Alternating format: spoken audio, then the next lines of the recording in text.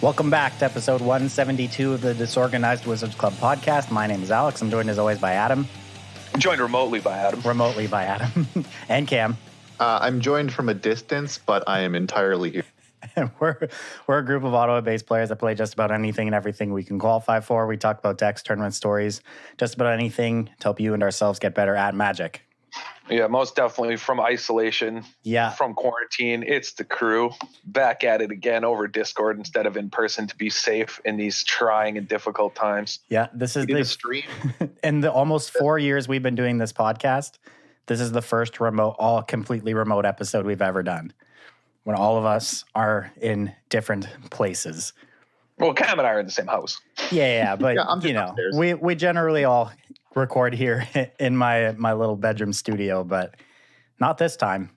Some things have happened. Could probably still throw a rock at your house from here. But yeah, Man. Neighbors who are forced to quarantine.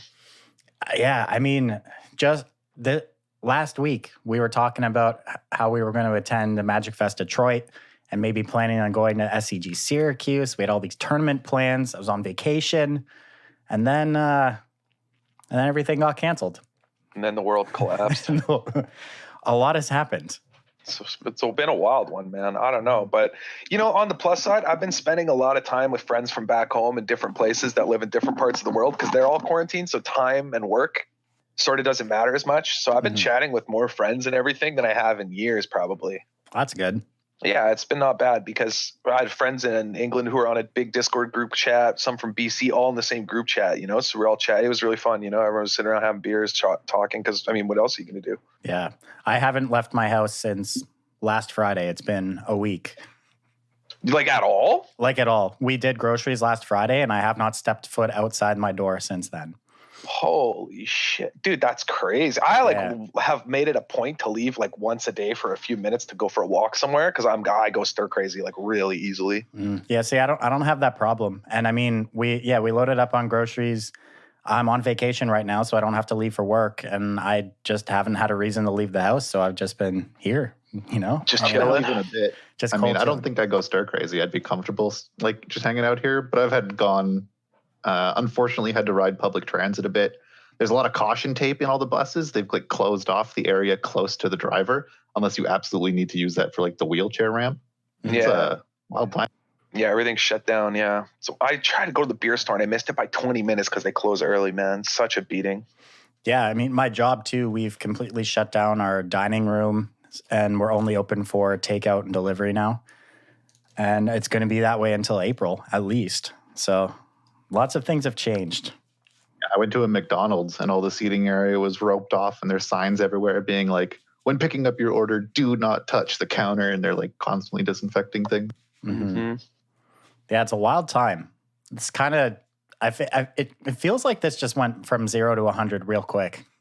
Dude, no doubt. Good though, right? Everyone's just started actually taking the whole situation seriously just like that out of nowhere, Probably for the best, given how bad something like Italy is. Yeah. Totally. I kind of wish everyone had got on it a little bit sooner, but what happened has happened. This happened 2 or 3 days after the first confirmed case in Ontario, I think, or the first confirmed case in Ottawa. So, I don't know how much sooner you can jump on. Yeah, they were pretty good about it. I feel like it was just hard to balance it all. I understand why it takes people a bit. Canada was a bit slower than other countries than they should have been maybe, but it is what it is. One of the craziest things about all this too is from a social perspective, how much it warps our understanding of, how a lot of jobs can and should function and all this. I do like the meme going around about this is something progressive politics has been saying for years, people who can't go into work need help. You know what I mean? Mm-hmm. So maybe people will change their mind about those things and we'll see a better world out of it. Who knows? That's my only hope, Yeah. It could be the grim catalyst. Well, in the midst of all these events getting canceled, we fired up a new event for listeners of the show, and we held the first ever DWC Isolational this past Sunday. Mm-hmm. Yeah, it was the pun came from one of our Discord and community members that that instead of the organizational, we should call it the isolational. And within immediately we decided to make it happen on Sunday. We did a last minute tournament. It was super fun just because of the name alone. And it was $50 US to the first prize. And that was the only prize because it was sort of a last minute tournament. Mm-hmm. And we did it a little different this time. Instead of covering it, the three of us played in the event, and I just streamed all our matches. And it actually played out pretty well because whoever was watching the stream got to watch every single round all the way to the finals, because it ended up being Cam and I in battling in the finals for the title. Yeah, we were 4-0, both of us, after the fourth round of Swiss. And so we played in the fifth round of Swiss at undefeated. I lost to Stelly there. And then we met again in the finals, where I just absolutely demolished. You could say you claimed that trophy pretty decisively. Yeah, the second game, I definitely claimed it. The first game, I got stuck on two lands and still smushed. I mean, you cast two claims in the first game too. So yeah, but I also cast two. What's the guy? Dreadhorde Butcher. That thing did a lot of work. Yeah. But Cam took down the whole event playing Rakdos Sacrifice. I played Sultai Midrange, and the event was super fun. I had a blast being able to finally play in one of the tournaments that we held. Yeah, it was the first arena tournament that I'd ever played in. I mean, I had organized hours that we had done previously, but it was a ton of fun. Like, it's super easy. You just wait around, the pairings go up, you challenge your opponents, you play arena normally, but there's a bit more on the line. And luckily my games were done early, so as soon as mine was done, I could go back to the organizing role and get match results and stuff put in. But yeah, just the whole concept of playing on arena from home, super nice. Yeah, it's awesome. Yeah, it's so much fun. There was a point I was upstairs making grilled cheese while in between rounds, just making you made me some. That was great. Yeah, but we've also seen a whole bunch of other tournament organizers step up in midst of all these real paper events being canceled and hosting a lot more events online. All these PTQs have been created for Moto as well, so people have events to play in while everyone's hanging out at home and has no LGS to go to. And Arena has implemented some events that are going to be starting next week as well, as like casual, F&M events to play in to fill this void, which it's good. You like to see this kind of thing happening. Yeah, Adam was mentioning that this whole pandemic might be a catalyst for positive social change. And similarly, it might be a catalyst to get a tournament feature put in Arena. Yeah. Yeah, I would love that. That would make running these tournaments so much easier. And I love, like as Cam said, I even like just running the tournaments, like just playing in them, seeing people in the community play against each other, report matches. Like, it's really fun. I don't know. It's like a really positive experience, I think, for the community. We'll probably end up hosting more, because just doing the challenges where we were, defending our own money and whatever was super fun way to do it. So I could see us making this a consistent thing. I thought it was really sweet. And the Isolational was not that hard to put together. It was suggested and we agreed to do it, and we had all the sites and everything set up within, an hour. Mm-hmm. Yeah, it was super easy. It was really convenient. And I don't know. And apparently, Stella, you had some experience this week as well, playing with a different page instead of Smash GG. How was it for running Magic matches? Because we were talking about switching to a different platform to run these tournaments. So I played in the first MTG versus COVID-19 event put on by the Mythic Society, which was hosted on MTG Melee. Was it Wednesday? It was Tuesday or Wednesday. And their tournament page is fantastic. I absolutely loved it compared to what we're used to playing with on Smash GG. You basically, once you've registered for your event, you just have one page, which is called your player controller for the event you're in. And you don't have to leave that page for the entire event. All the tournament announcements get sent to you there. Your pairings get sent to you there. The standings are all there.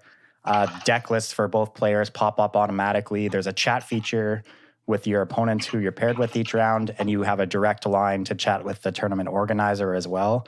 There's a lot of really great things that I liked a lot with the MTG Melee interface. So I think I've already applied for us to become a tournament organizer with them. Oh, nice. Just waiting on approval of the application. I know they got a huge influx of a bunch of organizers looking to sign up, and they're just trying to catch up and everything. So hopefully we get in on that and we'll be able to host our events with them going forward. But yeah, I really liked that site. compared to what we're used to. And I'm excited to host an event on there in the future for sure.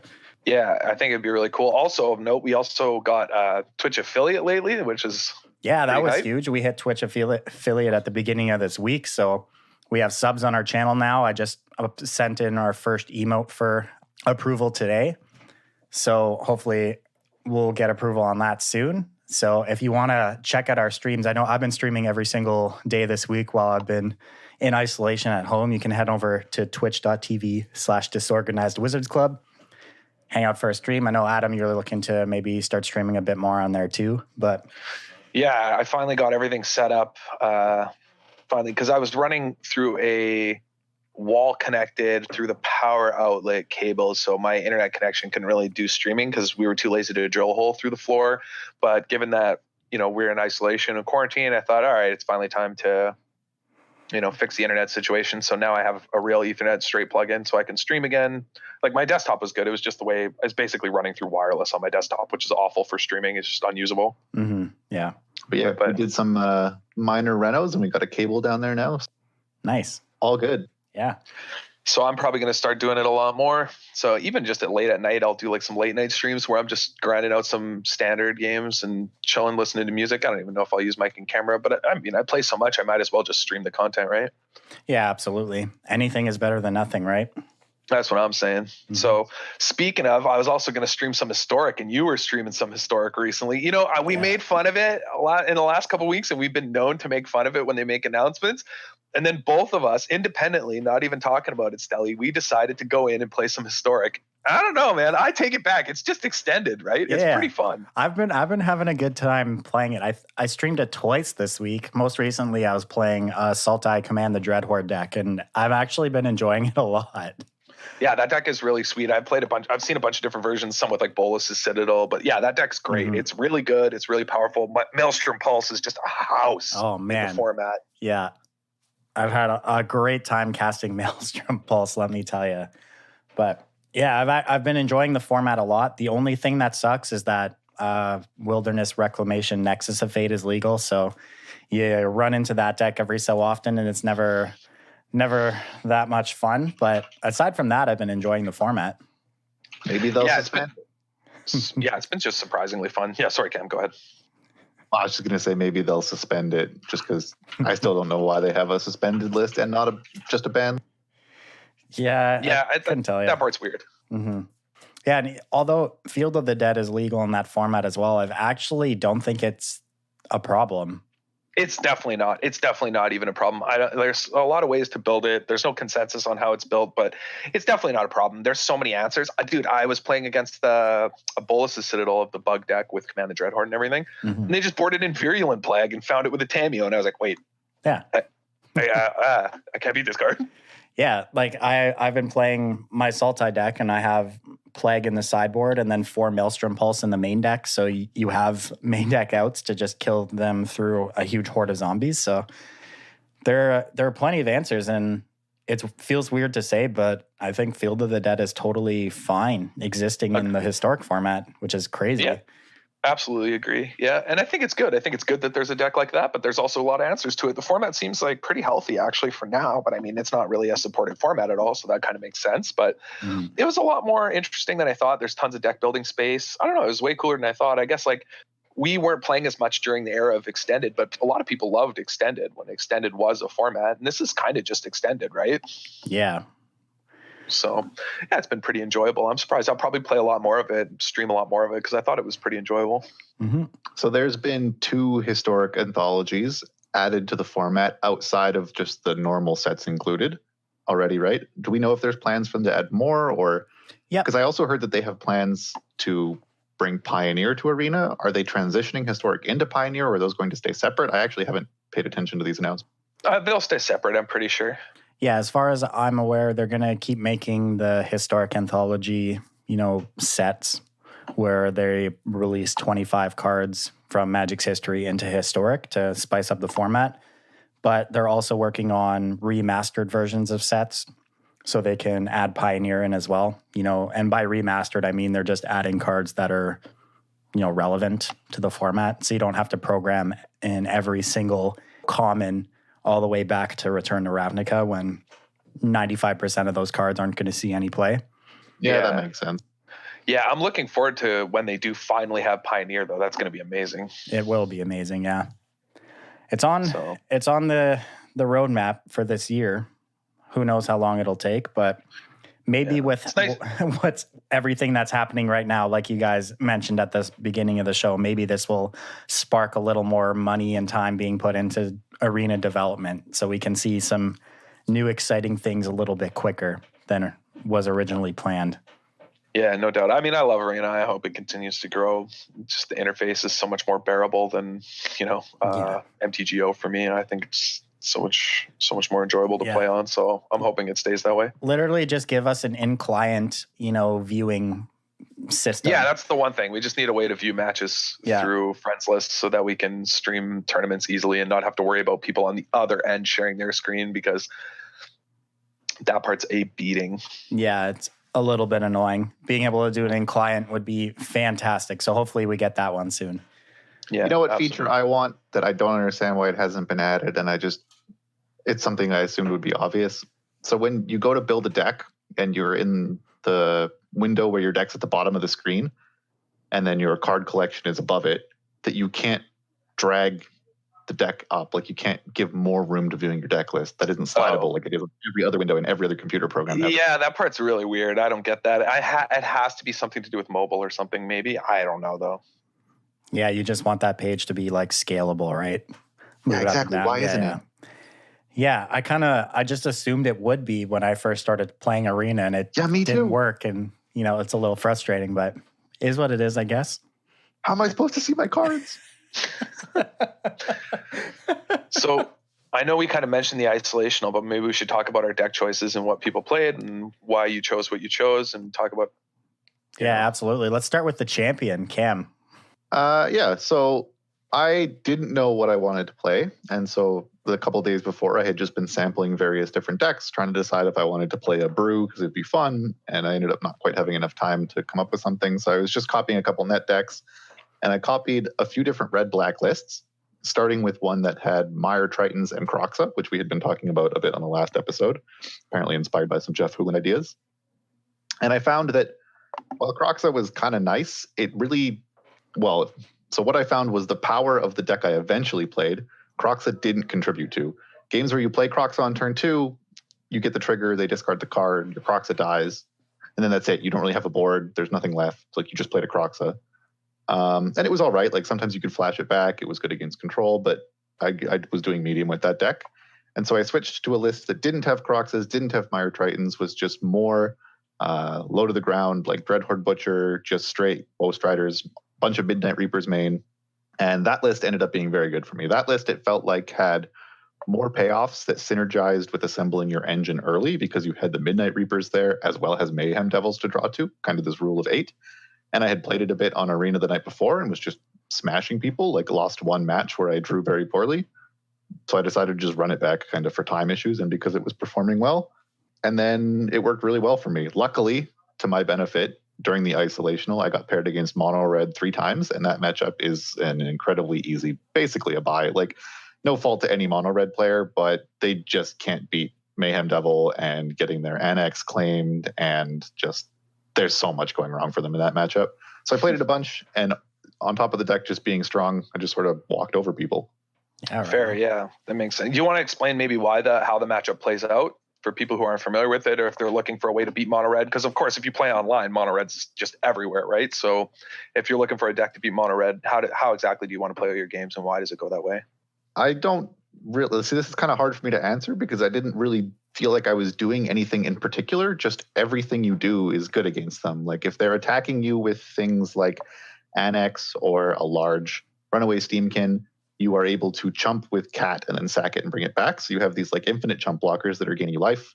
You draw many more cards than them because if you're sacking Cats when you have a Midnight Reaper out, that's like neutral on life. You're just drawing cards for free. So you're able to overwhelm them in resources. A lot of your deck is X1s, things like Scorch Spitter, things like Fervent Champion, Satyrs left behind from Annex, and you have Mayhem Devil, so you can naturally mow down all of those. As I mentioned, Claim is very good against them because if you claim an Annex, you get the Satyrs left over. It's just like, yeah, that part seems insane. There's nothing good for them in the matchup. Like, you just have this infinite source of board control, and they are a deck that has to play onto the board. Yeah, that sounds about right. I mean, that seems like a horrible matchup for them, just the way you describe it, because it feels like what you're describing is that just literally everything for them is bad. Yeah, like there were games where I was a bit worried because my start wasn't super great. I had maybe 2 ovens, nothing, like just a priest, but not enough creatures to activate it, played into a Woe Strider. But eventually, they had a good start. They had a bunch of creatures. I got attacked down to like 6 or 7, but they don't actually play that much burn. And so when you do find a Mayhem Devil, or when you do start activating Priest of the Forgotten Gods enough, they just don't have a board left and they can't do anything. Like, you can ping down all their creatures, claim, kill everything else. They have nothing to Embercleave onto because you've cleaned up the board. They just get shut out. Yeah, it seems like a beating, like an actual beating. Yeah, no, that's good. I played a deck that was good versus mono red in that tournament, but I didn't see them once. But before I get into that, what else did you play against in that tournament besides the 3 mono red in Swiss? What else? How else did your matches go? Because presumably you play against a bunch of Uro decks as well, and you probably have a better matchup versus mono red against the Uro decks just because of the claims, right? Yeah. So, okay, let me try and remember here what happened. I played against mono red 3 times. I played against Sultai twice because I played Stelly twice. Played the red-black mirror, which at least the version or the time I played it just came down to me having Mayhem Devils and them not, so I sort of cleaned everything up. I'm not really sure how that matchup plays out. I haven't played it a ton. And then I played against, I don't remember, something else. Oh yeah, but one more note about the mono red matchup. Post board, on top of this like terrible game 1, you just have 4 red cat melee. Oh geez. So Torbrand, you're pretty well set up to just destroy them. Yeah, it's not close. It's like not hard at all. But anyway, the Sultai matchup can be kind of challenging. I did lose to Stelly in the Swiss because I didn't quite have enough mana to keep up with all of the mana that he had. He had, Growth Spiral into Uro, and then he started taxing my 3rd and 4th land drops with Casualties of War, and I didn't have a super fast start. And then because he has things like Nissa and Crisis to stabilize, he can kind of burr you. So like if you stumble a bit, Sultai has enough power in it, and the Uro decks have enough power in it that they can just run you over. But then in the top 8, claim. I don't think I drew a single claim the first time we played, to my detriment. But I drew 5 of them in our match the second time we played. And yeah, as you mentioned, claim there is just so incredibly good.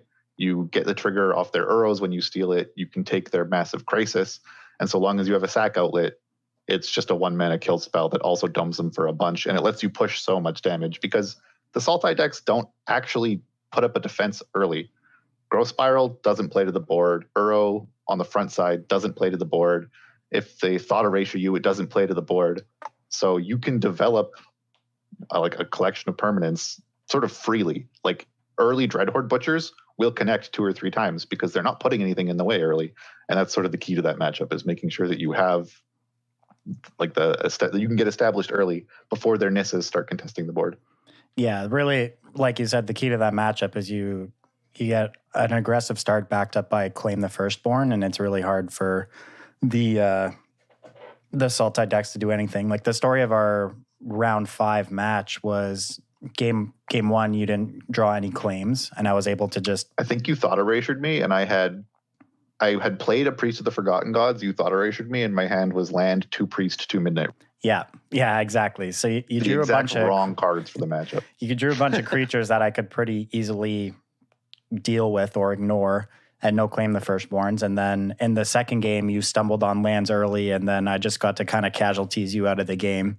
Yeah. I mean, didn't have a fast enough start, and then no deck's going to recover from like multiple casualties, especially when you don't have that many lands to play to begin.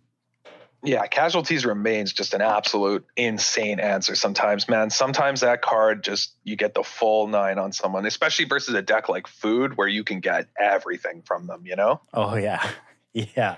And not a lot feels better than that, so. Mm-hmm. You took everything from me. I don't even know who you are. So, Adam, what did you end up playing in the event? I hit him with the classic 1-2 drop, but... I was like actually pretty happy with my deck choice. I played transformational sideboard where I played blue-white control in game 1 and could board into blue-white blink.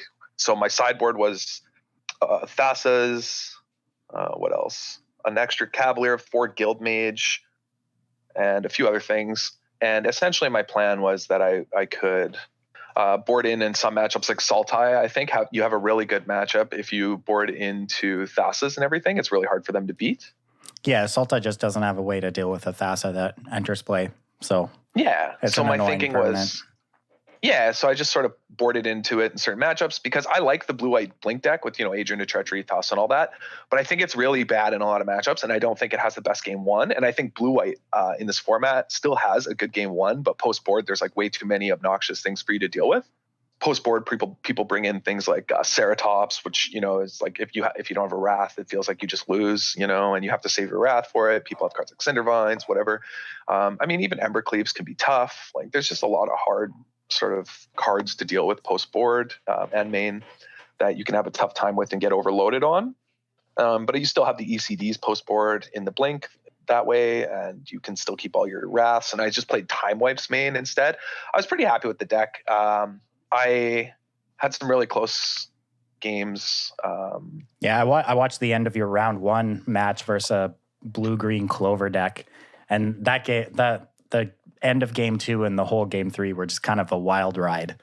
Oh yeah, the matches that I had with that deck were super, super fun. I probably made some mistakes because I didn't play the deck at all. I played it like 2 or 3 times and then just submitted it as my deck list for the tournament. And I definitely misplayed a few times. And that game 3, I was stuck on my 7th. I needed my 7th land for like 9 turns or something, and I kept missing it. I think you probably remember. Yeah. And I would have been able. You kept shaking your mouse over your 6 lands at every draw. Yeah. Because I just couldn't get the lands I needed. So yeah, it was really close. That's one of the problems though in playing that deck is that you don't really have the luxury of making land drops for sure. That's the problem with the blink deck in a lot of ways anyway. But the deck was super fun. I'd play it more, but I didn't play it optimally. And it was just like a lesson for me as far as like, okay, yeah, my deck strategy is good, but I was definitely not sequencing properly. I punted a few things. I even think in my direct messages with Stelly, when he was streaming my games, wrote, oh my God, I just punted, like with ECD and all the creatures and how you can use them. I made some tactical errors, as it were. Yeah, I remember that. Someone in Twitch chat noticed it as well. You had no creatures in your graveyard and an ECD on 2, and you cast a Time Wipe, and you opted to pick up your only creature rather than let it die so that it would come back for free with you. That was the exact one. Mm-hmm. Yeah, that was the one I was talking about because I was sort of ticked at myself. As soon as I did it, I realized and messaged Stelly because I knew I was going to get chirped in Twitch chat for it. It was such a bad play. There was just like some random things like that I made mistakes on because I just didn't get enough reps in. But those they're really minor errors, right? Really minor sequencing things that I was probably just rushing through and not thinking as much. So I think the deck could have done a lot better. It was super fun though. The deck was wild, and I just thought it was more a thought experiment on transformational sideboards to try and fix some matchups I think aren't, great. Yeah. I played against mono red in round 2, and let me tell you that you can't lose. Your sideboard was pretty hateful for some red strategies. Oh yeah, I had 4 Charming Prince on the sideboard. Just 8 creatures with ETB gain life. Yeah, I had 4 Elite Guard Mage or whatever it was, and 4 Charming Prince in the sideboard for my transformational sideboard. Literally never losing to mono red in a million years, and I felt kind of bad because I played against mono red in round 2, and nothing was close, And I still had Dream Trawlers, so it was pretty fun. But I was hoping to get paired against more Sultai and mid-range decks, but I didn't really get paired against them. So, but yeah, I had a great time. The Isolational was super fun. Hopefully we can do it again soon. Stelly, how did your matches go for that? Well, mine went pretty good. I played Sultai, the deck I've been working on for weeks that I was going to play at GP Detroit. Yeah. And I'm pretty sure I just played the exact list I was going to play at the GP. And I did not play against mono red once in the entire tournament. So the pairings were pretty fortunate to me. I played against a weird Naya aggro deck in round 1, which I beat pretty easily. And then I played against the blue-green Clover deck that you played against in round 1, Adam, when I was in round 2. And honestly, I don't really understand the blue-green Clover deck and why you would ever just play blue-green instead of Teamer. The deck just seemed a lot worse to me. But that match was relatively simple. Then I played 2 Bant mid-range decks, which are fantastic matchups for me. And then Cam. Dodging mono red seems like a really important part of like winning for that deck. And then I played against Cam in the last round of the Swiss, which I won. So I got to kind of walk through the first 4 rounds of the Swiss relatively easily, and then absolutely decimated Jun Food in the quarterfinals. I beat Rakdos again in the semis in like a crazy, crazy match. Like, honestly, I think my stream of the event is still up on our Twitch page, but that semifinal match was pretty fun and a wild back and forth. Just a sight to behold. Yeah, I remember watching it. Yeah, and also speaking of the Clover, I watched your match versus the Clover deck, and I mean, it looked like they couldn't do anything. A lot of it just on the back of casualties of war. It just seemed like it shut down their entire deck. Yeah, it just felt like what they were doing each turn didn't matter. Like they would double up a Merfolk Secret Keeper, like Venture Deeper, and mill themselves for 8 cards, and it just like doesn't matter, you know? Yeah, exactly. I don't know. But yeah, it was a good event for me, and I was pretty fortunate with the pairings, not running into any mono red decks, which is by far the deck's worst matchup. So things kind of broke my way, which was nice. And honestly, I don't even think Rakdos is favored for me either. But the first two times I played it, I had relatively good draws and was able to fight through, all the Claim the Firstborns they cast against me, which was nice. But my luck ran out in the finals, unfortunately. Yeah, Cam got you. Retained our money, though. He kept the DWC money in the pool, which just means we're going to have to do another Come Take Our Money isolational tournament, I think. Yeah, for sure. For sure. You can, so our listeners can, it's free, you come play against us and try and take our money, which I think is a sweet. Well, they can try. That's what I say. Yeah, exactly. 100% success rate trying to defend our own money so far. So. Yeah. Yeah, good thing you guys did, because I was just dead money in the pool out there. But yeah, I'm going to play in 2 more arena events this weekend. Oh, wow, 2 more this weekend. Playing in a historic MTG vs. COVID event put on by the Mythic Society on Saturday, and a 1K put on by Lotus Box on Sunday. It's going to be a busy weekend for Magic, which is great because I was really bummed out that I was missing out on all these events because they got canceled that I took all this time off for. And I really just wanted, some kind of competitive outlet. And now I've got them. Some people have stepped up to fill the void and hosting some arena events, so it'll be fun. I'm excited. You love to see that. Yeah, it's great. Yeah, that's the best part about the arena being out, is that we can just play these sort of community organized tournaments instead of even having to rely on Moto or anything like that. Yeah, I think it's really awesome. These will be the stories that we tell to the new people in the Magic community years from now when they join in. We'll be like, back during the quarantine, it was a wild time. Wild West. Everyone was organizing their own arena tournaments in the local. People just playing whatever they want. Who knows what was going on out there? All right, so let's hop into our topic for today. Cam, you want to kick this one off? I sure do. So the topic for today was inspired by a few different things we've noticed for a while, but we're to be talking about the importance of early games, and I guess just as an introduction, to make the point that Magic is no different than various other games of a similar nature, competitive style games. The early game is so incredibly important in all of these. So like StarCraft was a game I used to play a lot, and most of the posts and discussion in StarCraft communities are on build orders, and build orders dictate how you play the first minutes of the game. The opening is incredibly important. If you mess that up, if you're too slow, or if you do a bad build order, your opponent will just have like an insurmountable advantage from the early game. And there was a ton of focus there.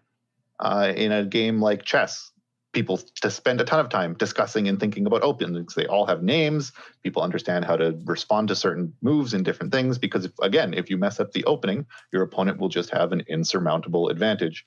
So it's incredibly important that you play your early game well. And many, many games have these examples. The joke title of this topic is Win Lane, Win Game, because in League of Legends, the laning phase is the first thing, or in Dota, the laning phase is the first thing you do. It's the early portion of the game. And if you win your lane, you get an insurmountable advantage over the people you laned against. Maybe not insurmountable, but you get a massive advantage against the people you laned against. And if your team wins all of their lanes, then it's hard to lose from there. Because you're able to just convert your advantage into so much pressure, into so much control over the map, just like control over the board in Magic, right? In a similar fashion that we think about how we sort of put pressure on our opponents through, managing life totals, resources, and all these other things. And the same thing sort of applies to Magic when you think about these other games, right? And how they want to play out their games so that they can, sort of accrue advantages through these particular early turns.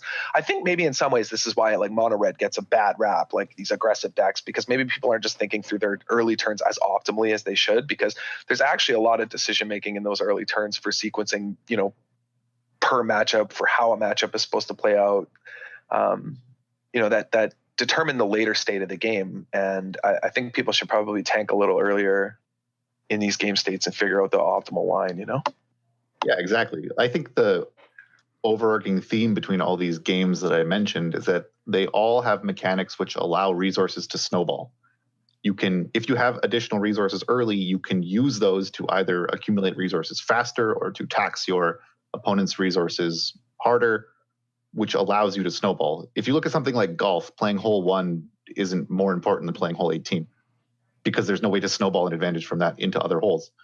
Maybe, psychologically, but when there's actual resources that can be leveraged to tax or generate more of your own resources in a game that has a snowball mechanic, the early game is going to be like of the utmost importance always. Yeah, and there's a bunch of examples we see throughout Standard. One of the inspirations, of course, for this topic was even the deck you played this weekend, right? In the Isolational, the red-black sack deck.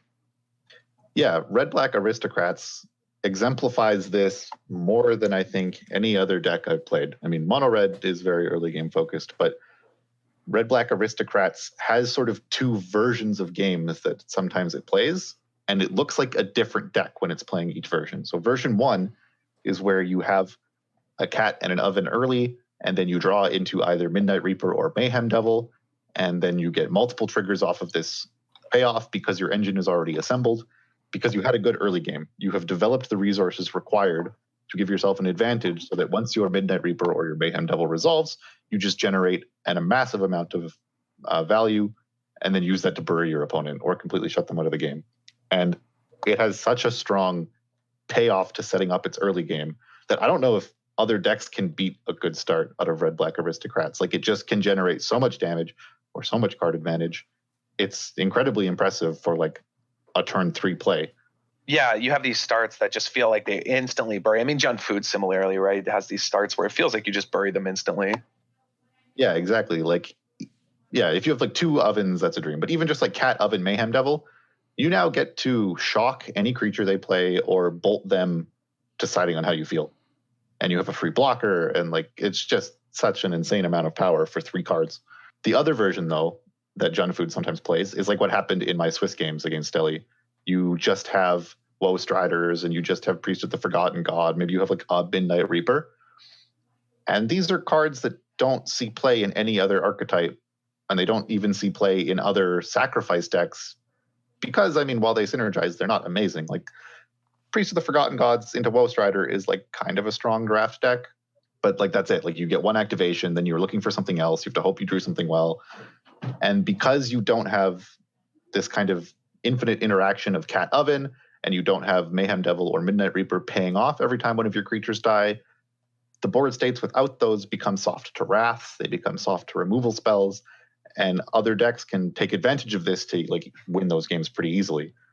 And it's because your early game wasn't good enough. Like, just playing Priest of the Forgotten Gods on 2, maybe attacking for 1, and then playing a 3/2 that can sack to scry, like that is not enough of an early game to generate any amount of advantage to snowball into the ending of the game. Yeah, that makes sense. Yeah, I mean, even the slower decks, I mean, in our conversation, it almost makes it sound as if we're saying it's just things like these aggressive decks. But actually, I mean, in a lot of ways, Steli, like, how much do you find yourself playing the Sultai deck where, you'll mull where you don't have these, Growth Spiral into Uro, right? Like, well, you don't always mull, but I'm saying these starts are the sort of dream for that deck, right? It's what Cam was describing where, if Sultai or Bant decks can get that power, that Nissa out early, it completely warps the shape of the game, right? And a lot of that is based on winning these sort of early turns, right? Like, your opening hands help shape how you play out the rest of the game, Exactly. Like, we call it Sultai mid-range, but you're really just a Sultai ramp deck, and the core of your deck is Uro, Nissa, and Hydroid Krasis, right? And all of these cards don't really do anything unless you're doing something early on in the game, right? Like, if you're just not doing anything and casting a turn 3 Uro, I mean, there are hands you'll keep where that's all your hand does, but your Uro isn't maximized unless you can escape it early, and the only way you're escaping it early is if you're casting spells early, right? Filling up your graveyard. So you have a plenty of 2-drops. Like you have 4 Thought Erasure, you have 4 Growth Spiral. My deck plays 3 Tyrant Scorn as well as a way to fight these early aggressive decks, but I played versions of the deck that were only playing 2 Growth Spiral, a little more top end. And that seems crazy to me. Yeah. So the thought process behind that was sometimes I was playing like 4 discard spells instead of 5 discard spells or 6 discard spells instead of the 2. But because early on I felt that I would always rather cast a discard spell on turn 2 than cast a Growth Spiral. And while in some matchups that early on, that felt like it was the case when blue-white control was a lot more popular, but now things have changed so much that I don't really agree with that thought anymore. And Growth Spiral is just so important to casting Nisses early, filling your graveyards to escape Uro. And you are a 28 land deck, so you really want to be getting these lands into play as soon as possible, right? So your Krasis are bigger. You can get Nissa into play on like turn 4 or whatever. And really, your deck is at its best when you can cast a Nissa earlier than scheduled, right? Yeah, absolutely. This is something that I was really big on early and throughout this format, right? I've been kind of adamant that I think one of the best things in this format is just the rule of 8 joke we always make, right? That we have access to 4 Growth Spiral, 4 Uro, and it lets these mid-range, any deck playing blue-green, be it Sultai, Bant, whatever, have this really powerful early potential to just explode on people before they can do anything. Because let's be real, most decks aren't beating a really early Nissa into a massive Hydroid Crisis if they can't interact properly and their hand doesn't line up, right? Exactly, yeah. So now with where I'm at with the list, we have the 4 discard spells, we have the 4 Growth Spiral, and we have 3 Tyrant Scorn as, your early game plays. And it's not, you're never really going to keep a hand without one of those cards in it to start a game off, because the early game in this format, like we've been talking about, is just so important. And your deck, specifically the deck we're talking about, Sultai, just doesn't function if you're not casting one of these cards on turn 2. Yeah, absolutely. Seems like a big part of it. And the rest is just sort of filling out the gaps, right? You have a bunch of Tyrant Scorns, Thought Erasures to give you some leg up in other matchups. I really was impressed actually by how good, and I mean, it's kind of been the case throughout Standard, how good Tyrant Scorn is in letting you make a lot of really interesting plays, like picking up your creatures versus control, picking up your Krasis versus control. And it lines up really well, actually. I was quite impressed by how good it was in matchups where you'd think it would be dead, but it plays really well in that deck. People trying to ECD your Uro and you can pick it up instead, right? So you don't lose your Uro, stuff like that. It felt like you got a lot of value out of. Yeah, exactly, because the deck needs a 2-mana removal spell to be able to keep pace with the aggro decks, but generally the problem is when you play early removal spells in your mid-range decks, like they're not always good, right? They're generally awful versus the control decks of the format, but what makes Tyrant Scorn so great in this deck is exactly what you said, is that it's actually never dead in any matchup. Right? Yeah, absolutely. Yeah. So I love the multiple 3 copies I believe you played. And yeah, I mean, the card just seemed always good. Yeah, like you can pick up your own guys in response to removal spells, like you said. You can also, like if maybe your opponent has cast a huge Dream Trawler or something to try and stall the board out to keep you from killing them. It's just a bounce spell to make them tap it down. You can push through damage. Like there's so much functionality out of that one card. It's been really, really great for me. Yeah, I think you posted the list in the deck list, or you can find them through the Smash GG page if people are interested. And all the deck lists we if you go to the Disorganized Wizards Club tournament page under the Isolational, you can look at all the deck lists that people played, and there's some pretty spicy brews. Is there anything you would have changed in your list? I know you've been working on the Sultai list for a while. Yeah, so I have been working on it for weeks and weeks now. I put it up on our Twitter page if people want to check it out. It's at DWC Podcast 1. But the deck list is actually pretty tight. I don't think I'm going to change anything for the events this weekend. I like all my main deck choices. The mana base I've settled at has felt really great.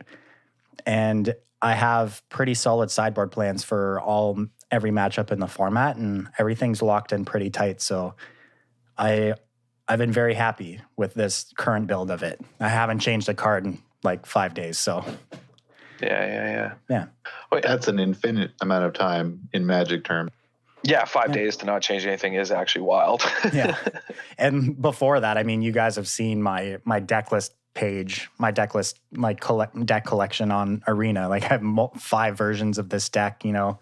I've iterated on it a lot, and the fact that I haven't switched anything in, you know, 5 days, I think says a lot for how tuned I've kind of really gotten to with this list. Yeah, that speaks volumes to me. I think that's a huge deal for the deck. And to be honest, when I was watching the stream, when I was watching you play the deck out, it looked amazing. It looked like you were just stomping. Like the deck looked like it was running really, really well. Like, yeah, sure, the mono red matchup's still really bad.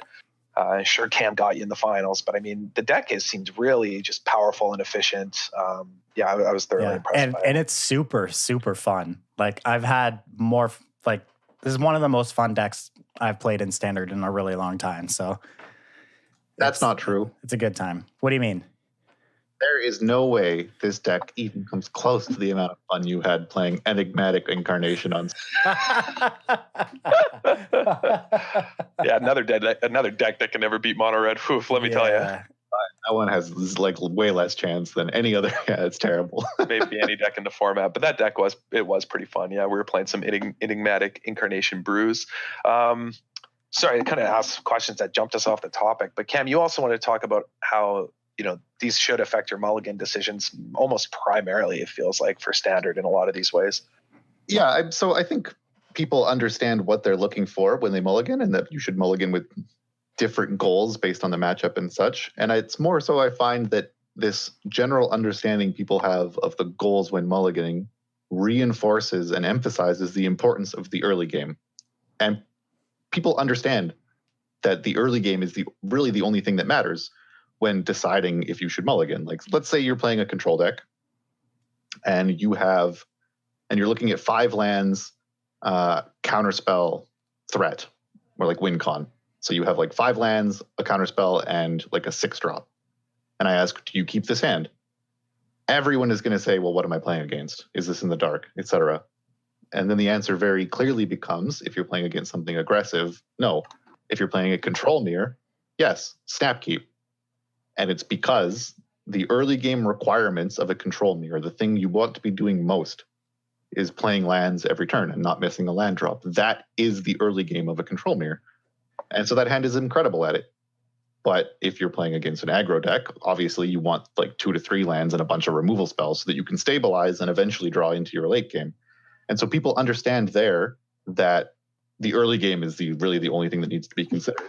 And yet it feels like sometimes when they switch to other aspects of Magic, be it deck building, be it trying to make cuts from a limited deck or making a sideboard, they forget to put as much emphasis on the early game.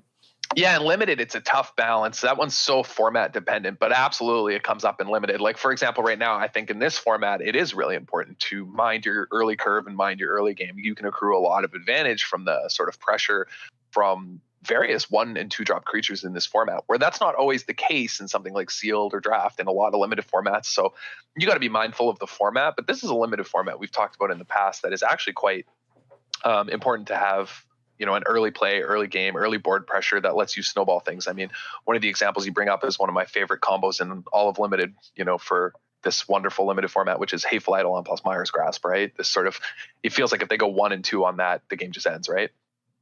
Yeah, like that is such a strong start. You have played a creature so that you can, you know, start developing some board presence. You have then answered a creature and drawn a card when you Maya Grasp their 1 or 2 drop. Yeah, or even if you wait till they're 3, you know, that kind of early control, Yeah, exactly. Even if you wait to get a 3-drop is probably even better.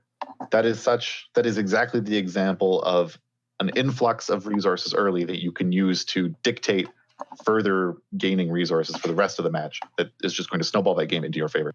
Yeah, absolutely. And I think that in this limited format as well, you kind of have to draft with that in mind. If you just have a bunch of clunky 4 or 5 drops, there's so much removal, bounce, board pressure, ways to pump creatures, auras that upgrade early creatures, right? That's a big part of it. The auras all upgrade early creatures so that, you know, your 1-drop can eventually beat their 4-drop because of auras, and the way, you know, something like Commanding Presence, your early game creatures, if they don't have an early play and they play, you know, a turn 3 or a turn 4 3/3, your 2-drop's going to outpower it with auras. And so that's a big consideration in this format, right? Where you have to have that sort of early control. Otherwise, you're going to get run over if you're just trying to play clunky big drops later.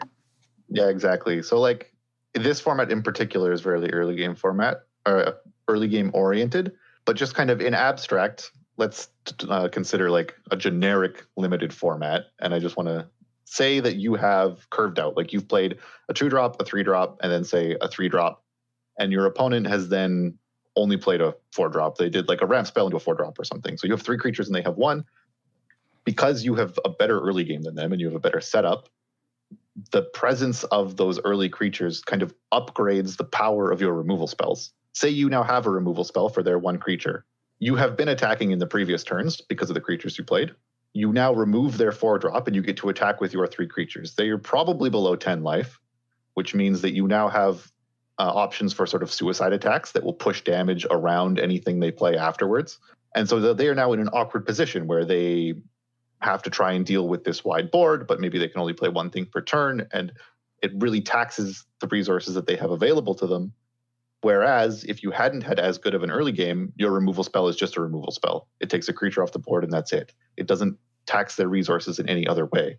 And this is kind of what I mean by these early resources upgrading your resources later. A removal spell is better if you have a wide board than if you don't.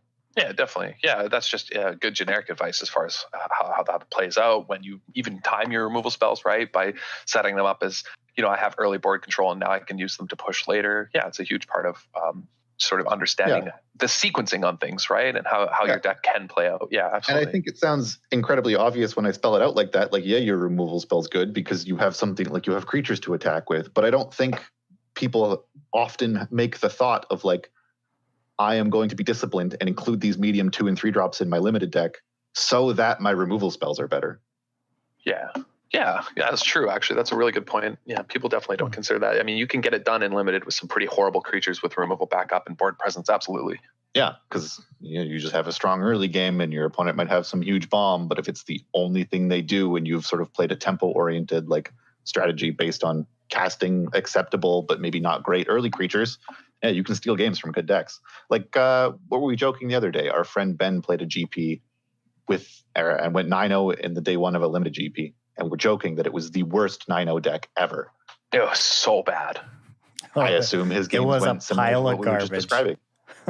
Yeah, basically, like he basically, I think his game plan, and I do this in limited too, largely because I sort of learned how to play limited from him, was, we can play all this clunky big bomb later stuff if we also were willing to play some junky stuff early just to survive. And so it's this sort of 2-pronged thought of, my deck has 2 axes, which it can play early and late, but it can't really play the mid game. And it's a way of thinking, I think, about limited in a strategy. And it that sort of win lane, win game strategy really works in that regard, Yeah, exactly. Like even if you are a late game focused deck, you can still win the early game by putting yourself in a situation where your opponent can't pressure you.